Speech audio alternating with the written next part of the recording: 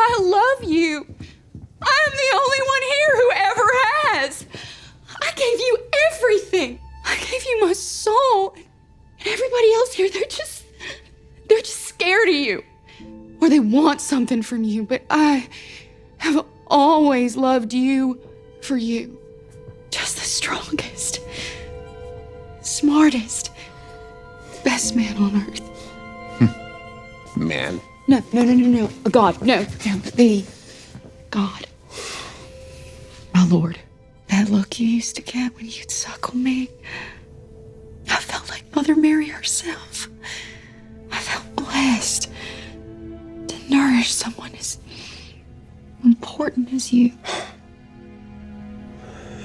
But nothing I ever did was good enough, was it?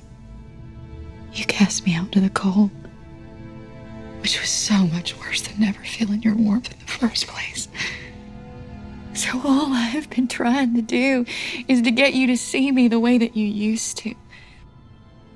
Hell, the only reason I was with Soldier Boy was because your reflected light is better than no light at all. Please, sir. I love you. We all need love, don't we? Even God.